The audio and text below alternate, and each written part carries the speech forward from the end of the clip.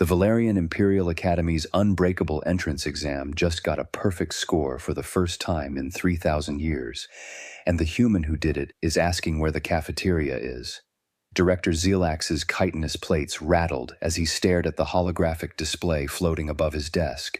The emergency faculty meeting he'd called had drawn every senior instructor in the academy, and they were all looking at the same impossible data stream. "Run the diagnostics again," Zelax commanded, his translator struggling with the edge in his voice. "A perfect score is mathematically impossible." Professor Kael'thas, the Academy's chief strategist for the past 40 cycles, leaned forward. "I've run them 6 times, Director. The system is functioning perfectly. The exam simply has a perfect score." According to YouTube analytics, 99.6% of viewers are not subscribed. That's a huge number. By subscribing the channel that is completely free, you'll help support the channel and never miss fresh content. "That exam," Senior Combat Instructor Vex Thul interrupted, "has been refined over 3 millennia. It contains 47 scenarios with no optimal solution. That's the point. We're testing adaptive thinking under impossible circumstances. The greatest military minds in galactic history average 63%. "I'm aware of what the exam tests, Vex Thul," Zelax said. "I designed half of it." The door chimed. All heads turned as a small bipedal figure entered, pink-skinned, covered in simple fabric, carrying a bag that looked distressingly unorganized. "Hi, sorry, is this the admissions office? The directory wasn't super clear." The human, Emma Johnson, according to her file, smiled in that peculiar way humans did, showing her teeth. "I'm here about the test results?" "Someone said there was a problem." Zelax felt his secondary brain attempt to process the contradiction. This substitute teacher had achieved what generals, ambassadors, and crisis coordinators could not. "Miss Johnson," he began carefully, "there's no problem with your results. We're simply trying to understand your methodology." "Oh," Emma laughed, the sound bright and completely incongruous with the tension in the room. "Is this about the test? Because I thought some of those questions were trick questions." "There are no trick questions," Kael'thas said, his membranes flushing violet with agitation. "Every scenario has been verified by the Strategic Council, cross-referenced with historical conflicts, and mathematically modeled for." "Yeah, but Scenario 17 was basically the trolley problem in space. That's Philosophy 101 stuff." Emma set her bag down, still smiling. "I mean, once you reject the false dichotomy, it's not that hard." The silence that followed was absolute. "False dichotomy?" Vex Thul's translator barely managed the words. "Sure, the scenario assumes you have to sacrifice the mining colony to save the core worlds, right? But that's only true if you accept the premise that those are your only options." Emma pulled out a datapad, primitive by galactic standards. "I just rerouted the asteroid field using the moon's gravity well, evacuated the colony to the hauler ships that were too slow to matter in the original timeline, and used the colony's antimatter reserves to create a deflection barrier. Everyone lives, no trolley problem needed." Zelax pulled up Scenario 17. He'd written it himself based on the Battle of Kelvar's Gate, a real conflict where 60 billion had died. He'd designed it to be unsolvable. The correct answer was to minimize casualties and live with the guilt. Emma had saved everyone. Kael'thas was accessing the scenario data now, his appendages moving frantically. "That solution requires coordinating 17 separate variables simultaneously, with a margin of error of less than 3%, yeah. I mean, it's tight, but people can do complicated things when their lives depend on it." Emma shrugged. "I once coordinated a school play with 37th graders. That had a way smaller margin of error, trust me." "Miss Johnson," Zelax said slowly, "what exactly did you do before applying to this academy?" "I was a substitute teacher. You know, filling in when regular teachers were out? Mostly middle school, some high school." Emma's expression brightened.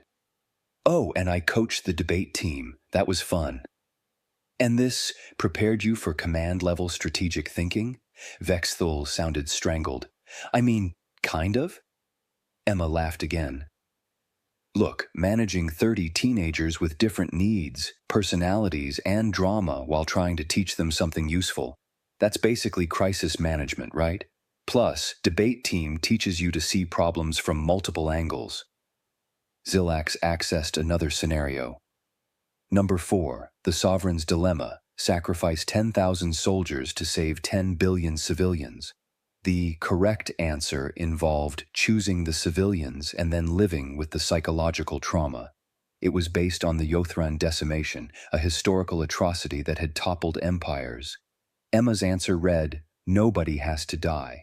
The enemy fleet is attacking because their colony worlds are starving. See attached analysis of enemy supply chains. Offer humanitarian aid in exchange for peace talks. Redirect our military resources to supply runs. War ends, everyone eats, soldiers go home. You treated a military engagement as a supply chain problem? Kael'thas was reading over Zilax's shoulder. Well, yeah, that's what it was, right?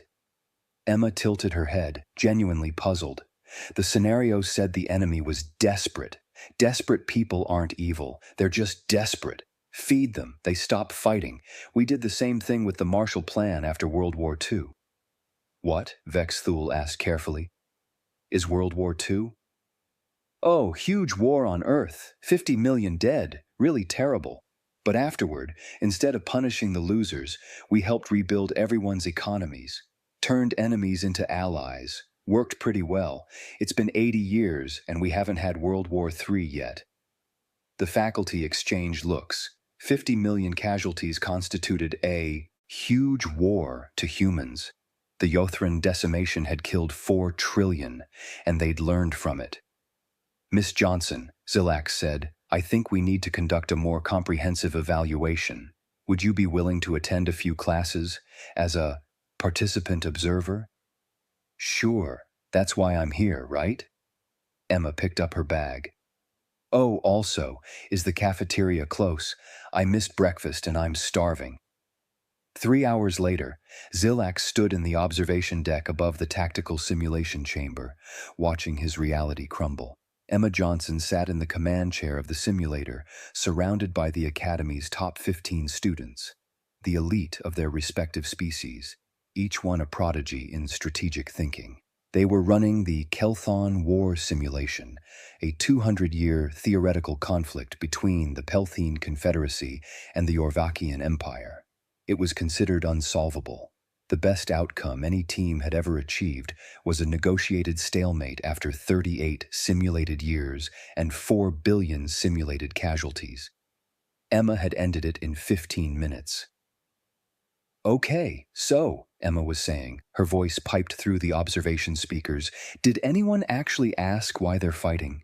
Cadet Jataro, a Thelvian who'd scored in the top percentile of his cohort, manipulated the diplomatic interface.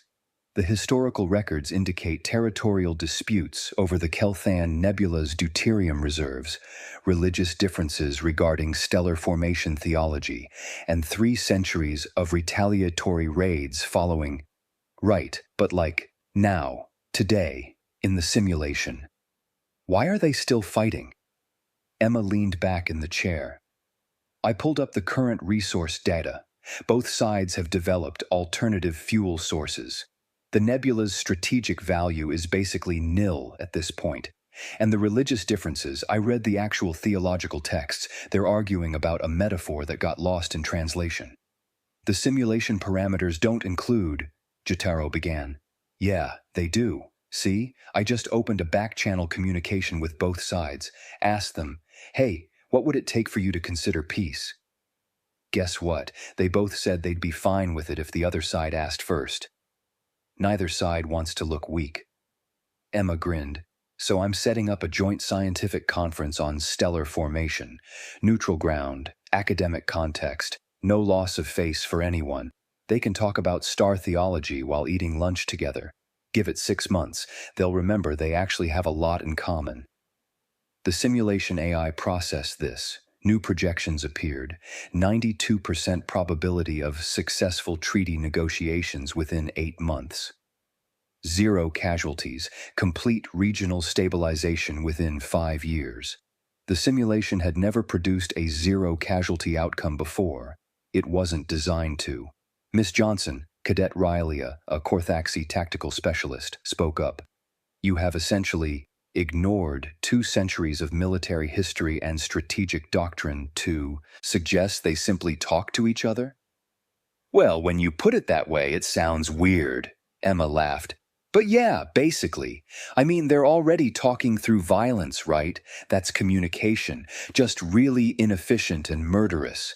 Cut out the middle part, just talk directly. Saves time and lives. In the observation deck, Professor Kael'thas made a sound like escaping gas.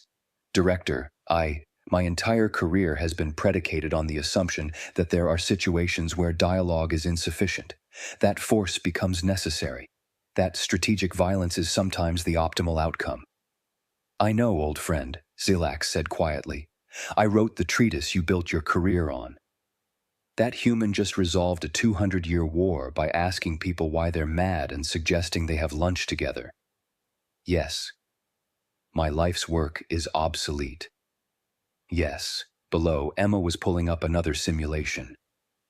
Ooh, this one looks interesting. 3-way conflict over... Wait, she squinted at the display. This is just the prisoner's dilemma scaled up. Has anyone explained iterated games and cooperation evolution to these species? Cooperation? Evolution? Jotaro asked. Yeah. Earth scientist named Axelrod did this whole thing in the 1980s. Proved that tit-for-tat cooperation strategies outperform pure competition in repeated interactions.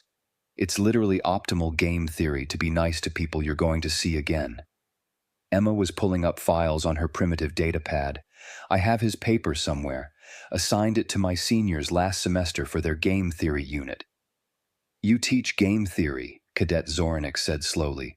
To children? Teenagers, but yeah, it's part of the social studies curriculum. Understanding cooperation, conflict resolution, negotiation. That's basic citizenship stuff. Emma looked up, noticed their expressions. Wait, do you guys not teach that? Zilax activated his comm. Chancellor Talana, we have a situation.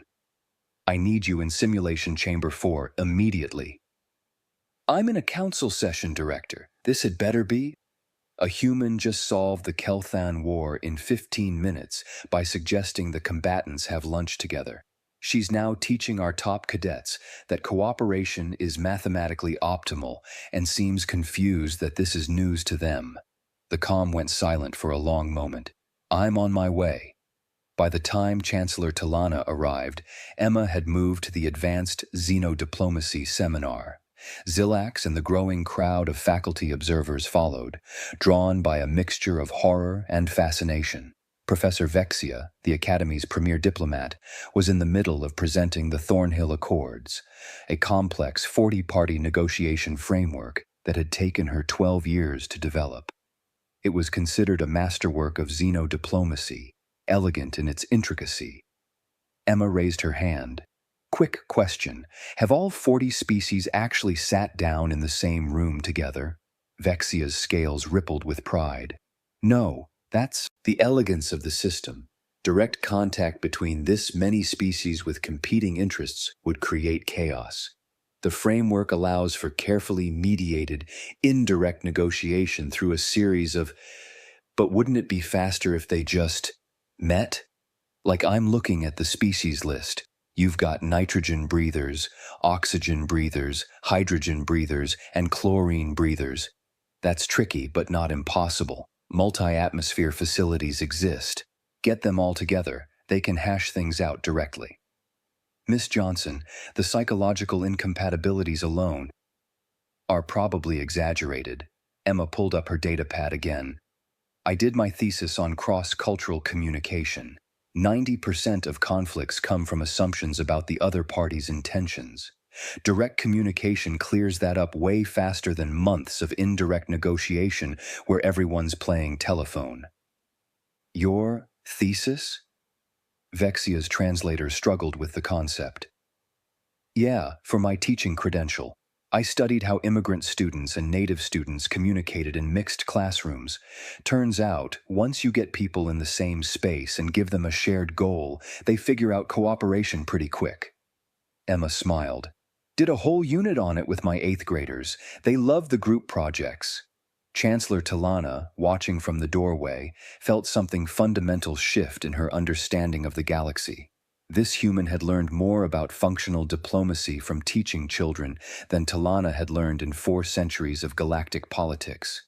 Director Zelax, Talana said quietly, I need you to pull every answer this human gave on the entrance exam, every single one, and I need xenopsychology profiles on humans, all of them. Contact the Terran embassy. Tell them we need to understand their cognitive architecture immediately. You think the entire species is like this? I think, Talana said, watching Emma explain conflict resolution to some of the galaxy's finest strategic minds like she was teaching a middle school class, that we have been approaching civilization entirely wrong for 50,000 years, and humanity is about to prove it.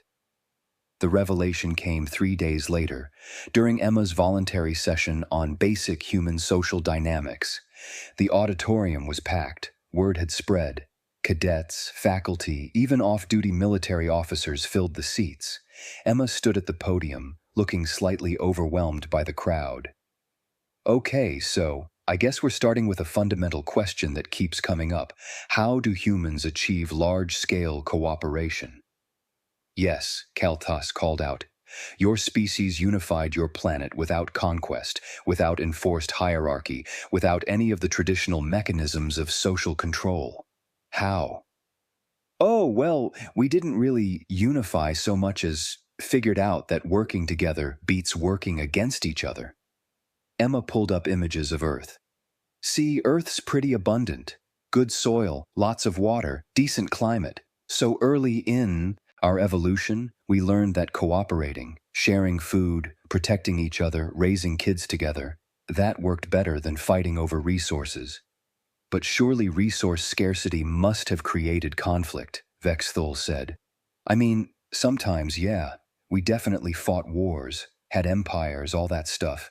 But even in our worst conflicts, there were rules, Geneva Conventions, laws of war, concepts of war crimes, because fundamentally, we knew we'd have to live with each other after the fighting stopped. Zoranik stood. Miss Johnson, are you saying humans instinctively plan for post-conflict coexistence even during warfare? Yeah? I mean, you can't just kill everyone you disagree with. That's insane. Plus, morally horrifying and impractical. You need other people for society to function. Emma looked genuinely confused. What do other species do? The silence was deafening. Chancellor Talana stood from her seat in the back. Miss Johnson, most species in this galaxy evolved in resource-scarce environments. Harsh worlds, limited carrying capacity, intense competition. Cooperation, when it exists, is enforced through power structures, not chosen freely. The concept of voluntary large-scale cooperation is alien to us. Oh, Emma processed this. Oh. That's why the exam questions were all zero-sum scenarios. You literally think that's how reality works. It is how reality works, Vexia said. Resources are finite, competition is inevitable, and conflict is the default state. Peace is simply the absence of active war. Emma shook her head slowly. No wonder you guys are stressed all the time. No. Reality isn't zero-sum. It's positive-sum if you're creative enough. You can grow the pie instead of fighting over slices. Grow the pie? Jotaro looked lost. Make more value. Cooperate to create abundance rather than compete for scarcity. Emma was getting animated now, falling into her teacher mode. Look, let's do an exercise. Everyone pair up with someone from a different species. Go on, I'll wait. Hesitantly, the auditorium shuffled. Emma waited until everyone had partnered up. Okay, Now I want each pair to spend 2 minutes telling each other 3 things. Something you're good at, something you need help with, and something you enjoy. Go! The noise level rose as aliens awkwardly attempted the exercise. Emma walked among them, encouraging, correcting, facilitating. Zilax watched in amazement as she deployed the same techniques she'd probably used with children. Simple, direct, devastatingly effective. After 2 minutes, Emma called them back. Okay, show of appendages. How many pairs discovered that one person's strength matched the other person's need? Nearly every pair raised whatever appendages they possessed. Right, that's called comparative advantage. You both get better outcomes by cooperating and exchanging skills than by competing. Now imagine that across an entire civilization. That's how humans built a peaceful, post-scarcity society. We just helped each other. Emma grinned. Turns out, working together is the cheat code for reality. Kael'thas stood slowly. Miss Johnson, what you're describing is a complete paradigm shift in how we understand civilization itself. You're suggesting that the fundamental assumption underlying all galactic governance, that conflict is inevitable and must be managed, is simply wrong. I mean, conflict happens. People disagree. That's fine, that's healthy even. But violence as the default, competition as the baseline, no, that's just one choice. You can choose cooperation instead. Emma's expression softened. I'm sorry if that's hard to hear, but yeah, you've been doing it on hard mode for 50,000 years when you didn't have to. The implications crashed through the auditorium like a shockwave. Military doctrine, diplomatic frameworks, economic systems, social hierarchies, all of it built on a foundation of assumed scarcity and inevitable conflict. And here was a substitute teacher from a backwater planet, casually explaining that the foundation was cracked. Chancellor Talana stepped forward. Miss Johnson, would you be willing to serve as a consultant to the Galactic Council? We need to reassess certain assumptions. Oh, sure, I guess. Though I'm not really qualified. You solved a 200-year war with a lunch suggestion and just revolutionized our understanding of civilization in under an hour, Zilax said dryly. I think you're qualified, Emma laughed. Okay, when you put it like that. But I still need to finish the semester here. I came to learn, remember? What? Vexthul asked carefully. Could we possibly teach you? Are you kidding? This is the best academy in the galaxy. I want to learn about xenopsychology, advanced physics, multi-species communication frameworks. There's so much cool stuff here. Emma's enthusiasm was infectious. Plus, I'm thinking about writing a paper on comparative education systems. This is perfect research. She pulled out a physical notebook, actually made of paper, and a writing implement. I've already got some ideas for my class back home. The kids are going to love learning about how different species think. Might do a unit on game theory applications in multi-species conflict resolution. As Emma started sketching lesson plans, completely unaware that she'd just shattered the foundational assumptions of galactic civilization, Zilax felt something he hadn't experienced in decades. Hope. Director? Kael'thas said quietly, approaching him. What do we do now? Now? Zilax watched Emma explain to a cluster of cadets that active listening was a skill they should practice. Now we rebuild. Everything, starting with the academy curriculum. That will take years, decades. Yes, but we'll have help. Zilax gestured to Emma, who was demonstrating something called I statements for conflict resolution to a rapt audience. The humans have been figuring this out for millennia. We just need to learn. 3 months later, the Valerian Imperial Academy unveiled its new core curriculum. The changes were radical. Mandatory courses in cooperative game theory, conflict resolution training for all cadets. Xenopsychology requirements doubled with emphasis on cultural empathy. Strategic planning courses now included, have you tried talking, as the first analytical question. Combat training redesigned around protection rather than conquest. Diplomatic studies rebuilt from the ground up using human communication frameworks. And at the center of it all, teaching introduction to human social dynamics to packed auditoriums, Emma Johnson, substitute teacher, debate coach, and accidental revolutionary. "Okay, everyone, settle down," Emma called out to the crowd of alien military officers, diplomats, and strategic analysts who'd enrolled in her class. "Today, we're covering active listening and empathy. Yes, they're different things, and yes, you need both. Partner up. We're doing role-play exercises." As the galaxy's finest warriors and minds awkwardly practice saying, "I hear what you're saying, and it sounds like you feel..." To each other, Zilak stood in the observation deck with Chancellor Talana. "The Council is implementing human advisory positions across all major governmental bodies," Talana reported. "Military commands are requesting human liaisons. 3 separate conflicts have already de-escalated after someone asked, 'Have we tried what the humans would suggest?'" And Miss Johnson, completely oblivious to the fact that she's reshaping galactic civilization, she's concerned about whether her students are getting enough practice with their communication exercises. Talana's translator conveyed something almost like amusement. "She asked me yesterday if we had gold star stickers she could use for positive reinforcement." Below, Emma was demonstrating conflict resolution techniques using what she called the Peace Corner method, apparently something she'd used with her 7th graders. Galactic military commanders were taking notes. "You know what the strangest part is?" Zilak said. "She's right, about all of it. We've been approaching civilization wrong for 50 millennia, and a substitute teacher who coaches debate team had to explain it to us like we were children." "Perhaps," Talana said thoughtfully, "that's exactly what we were. Children who never learned to share, fighting over toys in a sandbox when we could have been building castles together." Poetic. "I've been reading human literature. They have remarkable insights on cooperation and society. There's a children's book called All I Really Need to Know I Learned in Kindergarten that contains more practical wisdom than most of our strategic frameworks." Zilax laughed, a sound his species rarely made. "What's next?" "Next, we learn. The humans call it getting along. We call it the survival of our civilization."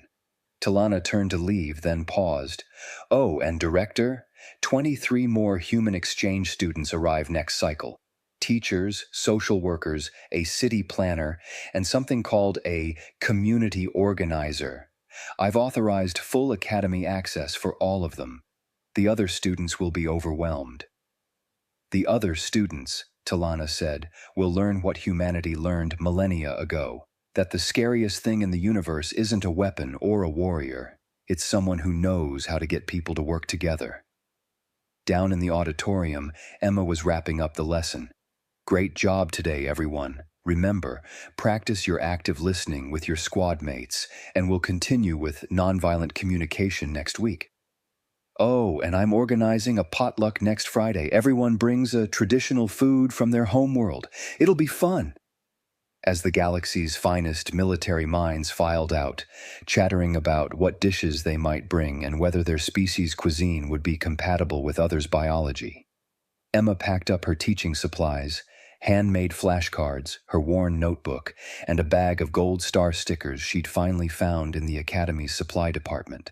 "Another good day," she murmured to herself, then checked her schedule.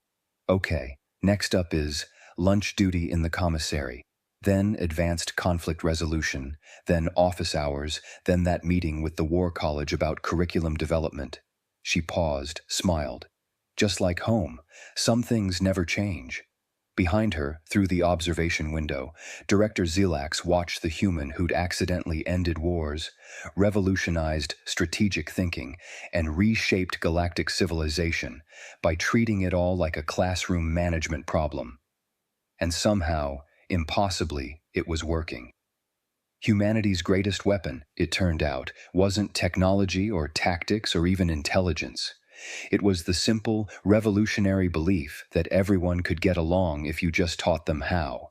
The galaxy was still learning that lesson, but they had a good teacher.